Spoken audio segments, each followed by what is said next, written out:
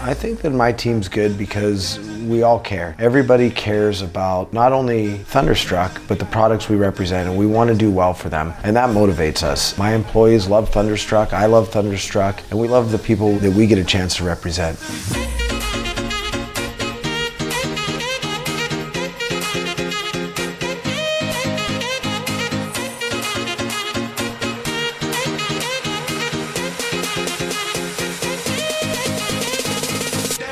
Day 4, last day of the show. Lots of traffic still. Talking to everybody, having some fun, keeping the energy level up. We got about 5 hours left and I'm just gonna keep going till the end.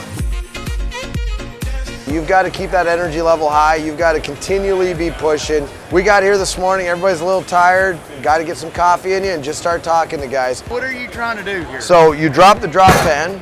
It fills up with sample of everything blowing out the back of the combine. Right? It collects that sample. Now a guy will take that sample, he'll put it in our separator unit. Hey, and it makes it money. Turns it into money. Hey, now you're on this A. Now you're saying A. Yeah, A. We've got great products. You're almost doing a disservice if you're not talking to guys about the product. So it doesn't matter whether you're tired, you just got to push through it. To build a relationship with a farmer, you kind of just find out what they do, where they're from, what their conditions are like, any issues that they have with their current things, and what kind of products you can have that will help them. You never want to sell something to a farmer that's not going to work for them. If you're talking to farmers, you make connections by explaining the products and how they'll help on their farm. And then other exhibitors. This is an opportunity to get together with other exhibitors that are in ag, talk about what's working, what's not working. It's just great to talk to other people in the industry and find out how things are going. I'd say we're good at creating relationships just because we have that kind of atmosphere or the environment that you're a part of the family, and we really build our whole business on trust. I love working in ag. The people are great, the ingenuity and the ideas that people have are awesome. Ag's one of those things that really doesn't matter where you are, whether you're a Canadian farmer, an American farmer, a European farmer. These are the people that would do just about anything for their fellow neighbors. You running the Copperheads yet? No. What? I need to. You damn right you need to. What's these cost for a John Deere? Well, what kind of plant are you running? 1770. 1770. And you have the rubber closing wheels on there? Just put brand new, I just bought the planer and they put brand new wheels on there and I won't change. We should change. They're 120 per row, right? That's our trade show price.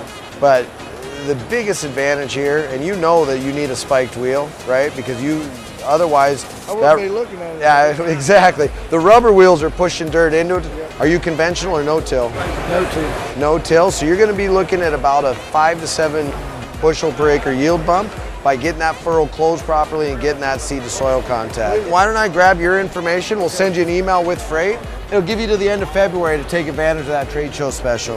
This is the biggest show. We're having a great week. Made sales, made a lot of connections, and we've got a lot of information out there for guys, so we're excited. It's been a great week for us.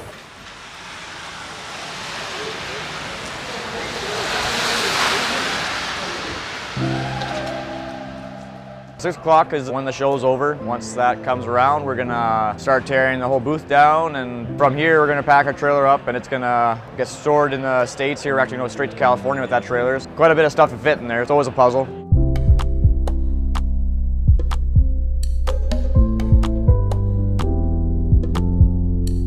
We're finished, day 4 at the Kentucky Farm Machinery Show. Voice is going, definitely tired. It's 36 hours of trade show under the belt, and we're all packed up. We loaded, took us about 2 hours to load it up. Future of our business, I mean, I don't have a crystal ball. I can't tell you how big we're gonna be or what we're gonna be doing. Turning 5 was awesome. It's an accomplishment to be in business for 5 years. I don't know where the future is going to take us. I know that it's going to be an ag. I know that there's going to be marketing involved. I know there's going to be selling involved, but I don't know. I mean, we set some big goals this year. Is it possible? I don't know, but I know that we're going to push hard for everything that we can get. The future for Thunderstruck is really not predictable. It never has been predictable. We'd love to start seeing some more national clients come on, anything that we can do to really grow and gain more traction in the ag industry. I'll tell you one thing I'm going to remember about this trip. This is the first time in 5 years that I've been tied to a booth and haven't been able to go and walk.